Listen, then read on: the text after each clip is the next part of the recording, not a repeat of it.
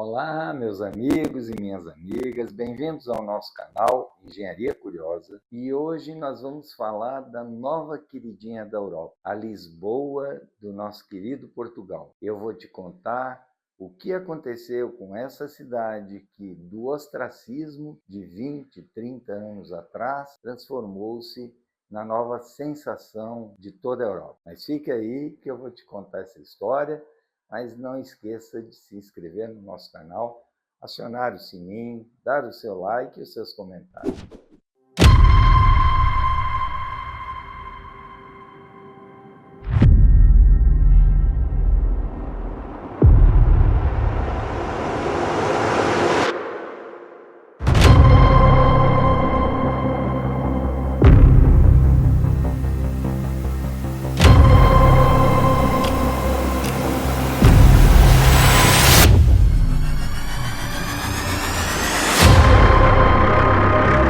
Bem, pessoal, vamos lembrar que Lisboa é a segunda capital mais antiga da Europa. Ela só é menos antiga que Atenas, na Grécia. Ela é de 1.200 anos antes de Cristo. Pra você ter uma ideia, mais do que Roma, que é de 850, 900 anos antes de Cristo, né? Então, é uma capital muito antiga, que foi dominada pelos romanos, depois pelos árabes, aí se fortaleceu como uma grande potência, fez os descobrimentos, descobriu o Brasil, virou um grande império e foi atacado e, portanto, teve que levar o império para o Brasil, isso tudo é história do Brasil, mas nós vamos nos ater ao período mais recente. Pois bem, para falar da situação atual, nós temos que voltar um pouquinho no passado e falar do salazarismo, que é a ditadura mais longeva da Europa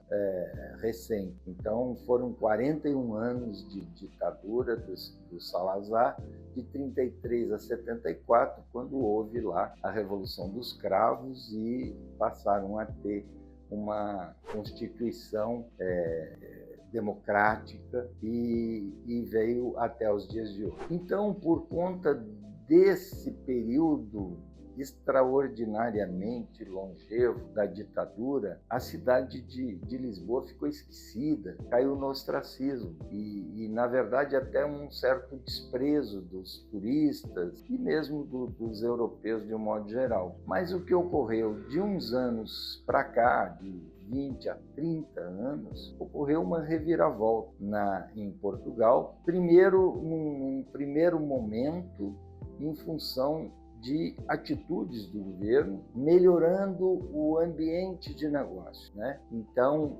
a cidade de Lisboa especialmente, mas Portugal de um modo geral. Bem, mas primeiro vamos entender o que é Portugal. Portugal é um país muito pequeno, todo mundo sabe, além de pequeno, com uma população relativamente pequena, 10 milhões e pouco de habitantes, e Lisboa é uma cidade também muito pequena, né? A Lisboa mesmo tem 550 mil habitantes, mas a região metropolitana de Lisboa é uma cidade robusta, tem 3 milhões e 100 mil habitantes. Mas uma curiosidade é a quantidade de brasileiros que tem em Portugal, em particular em Lisboa. Nós temos hoje 300 mil brasileiros vivendo em Portugal. Dos 300 mil, 210 mil estão na região metropolitana de Lisboa.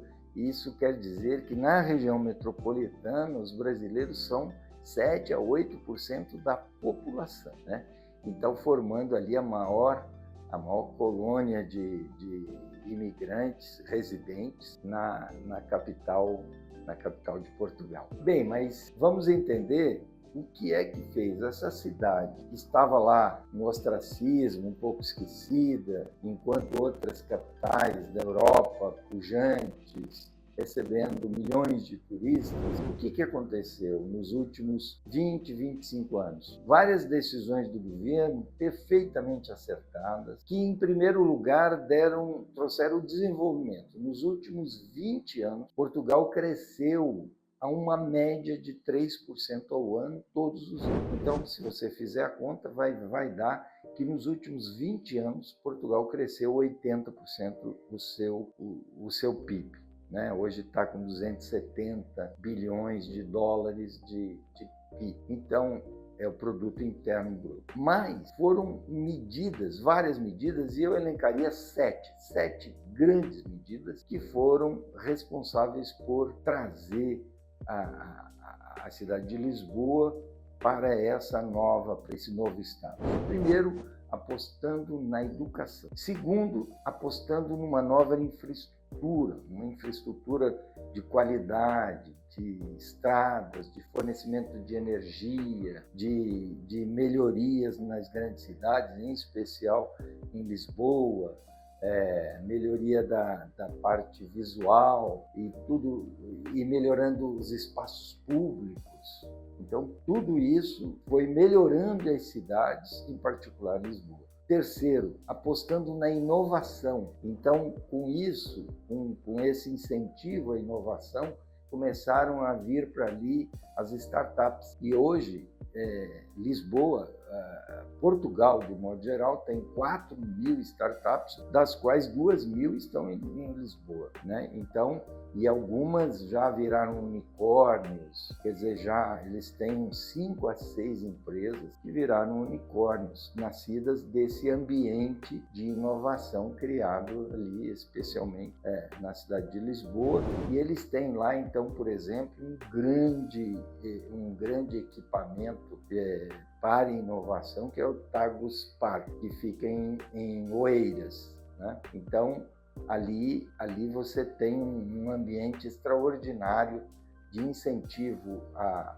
inovação, com a ligação da universidade com as empresas estão lá, né? Então, hoje é um dos grandes parques tecnológicos do mundo, Tagus Park. E também, nos últimos tempos, até o pessoal do Recife, do Porto Digital, se instalou em Aveiro, fazendo um porto digital em Portugal, né? Percebe? Então, além disso, o que eles fizeram? A cidade de Lisboa foi mais permissiva, criou uma legislação específica para o seu patrimônio histórico, permitindo que se fizesse retrofit nos prédios históricos com grandes intervenções. Então, fazendo com que a iniciativa privada viesse e fizesse as obras de recuperação do patrimônio histórico. Então, foram recuperados 7.000 prédios históricos. 7.000! É uma coisa extraordinária o que aconteceu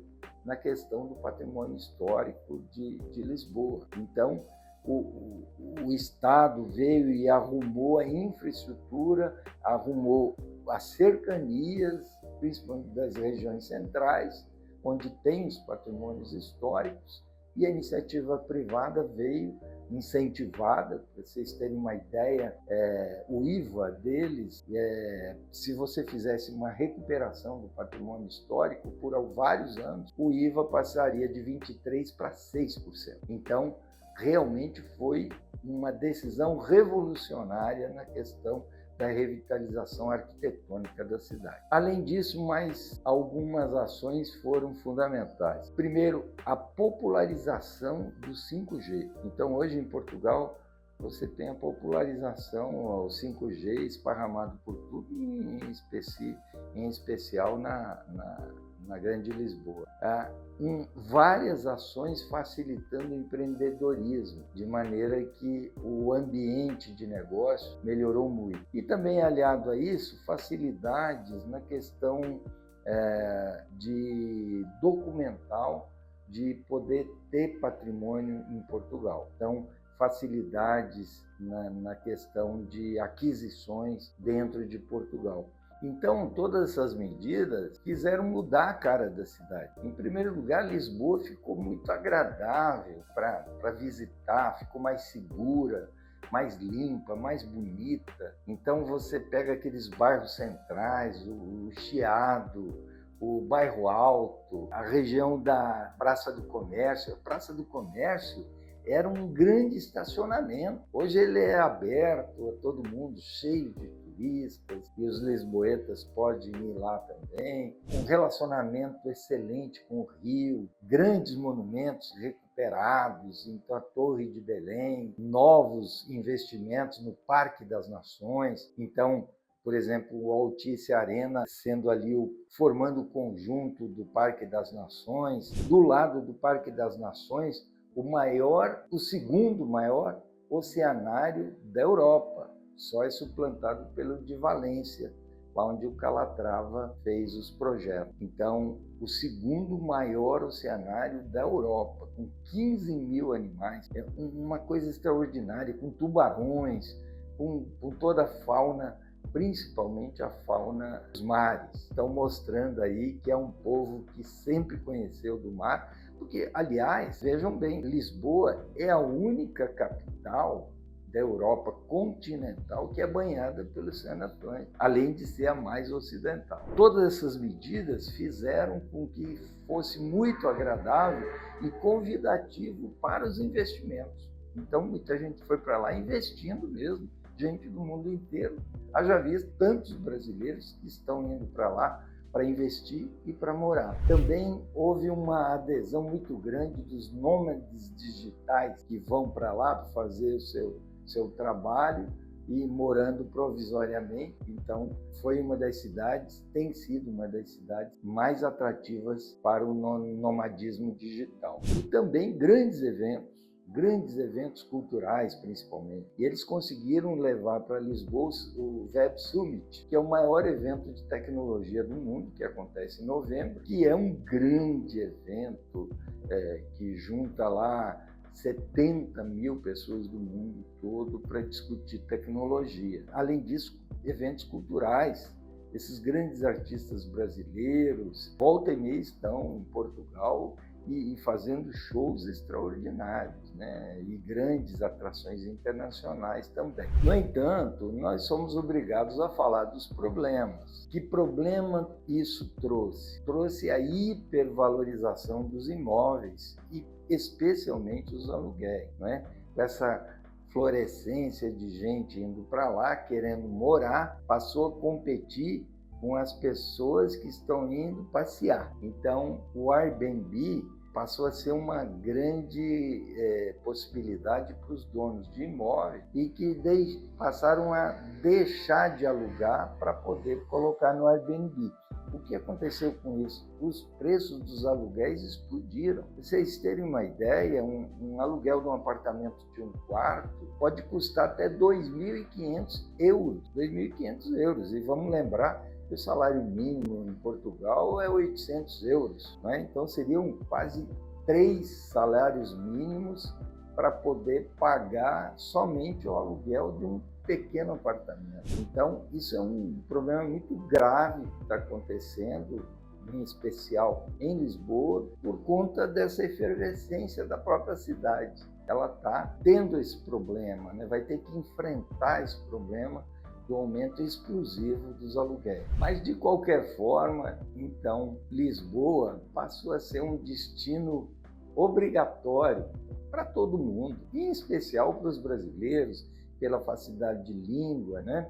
Mas para os estrangeiros também, porque em Portugal tem um detalhe, a grande maioria das pessoas sabe falar inglês. Então, é um atrativo a mais que a cidade tem para esse turismo global. Mas para os brasileiros é uma delícia você estar num lugar desse, seguro, lindo, maravilhoso, com uma gastronomia, com tantos equipamentos públicos para visitar, com cidades em volta muito próximas, né? Você poder ir para Nazaré, você poder ir para Fátima, poder ir para Cascais, cidades do Porto, cidade de Coimbra, todas muito próximas e todas com patrimônio histórico muito bonito, cidades muito bonitas. Então, realmente é muito convidativo o Portugal e a cidade de Lisboa. Então, na sua próxima viagem, não deixe de considerar essa possibilidade. E vejam, importante, entre no nosso canal, lá nós temos muitos vídeos, muitos episódios interessantes abordando a engenharia curiosa. Obrigado.